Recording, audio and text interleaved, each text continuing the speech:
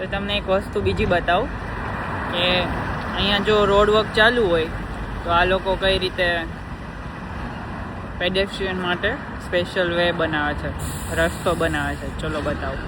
જો અહીંયા road work ચાલુ છે તો અમને આ ફૂટપાથ બંધ કરી દીધો છે, તો એના માટે એને સ્પેશિયલ એક રસ્તો અહીંયા ચાલીને જવાય એવો બનાવ્યો છે. જો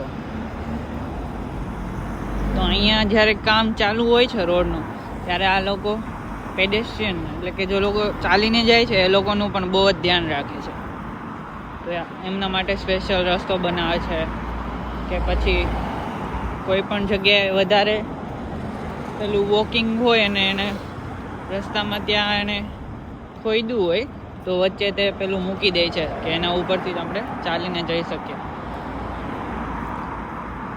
જો આ ટાઈપનું બતાવું તમને. જો આ રહ્યું યલો, તો આના પરથી આપણે ચાલીને જઈ શકીએ.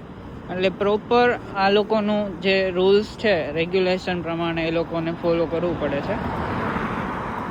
આપણે તો કઈ રીતે હોય છે કે ભાઈ ખોદવાવાળા ખોદીને જતા રહે, પછી કોઈ ધ્યાન ના દે.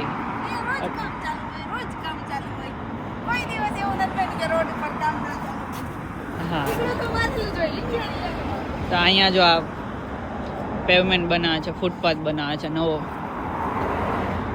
એટલે જો ઘર આગળ, તમારા ઘર આગળ આવી રીતે વે બનાવેલો છે કે તમે એક્સેસ કરી શકો તમારા સ્ટેર્સ.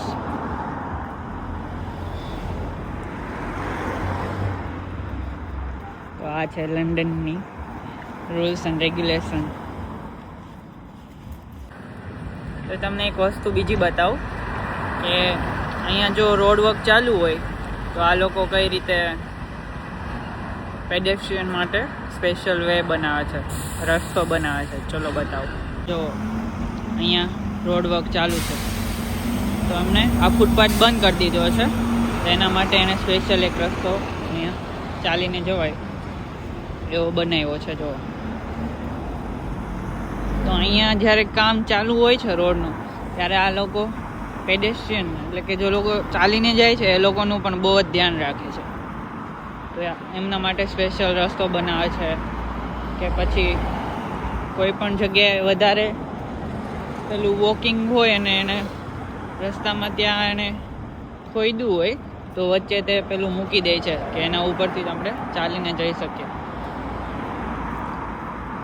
જો આ ટાઈપનું બતાવું તમને. જો આ રહ્યું યલો, તો આના પરથી આપણે ચાલીને જઈ શકીએ. એટલે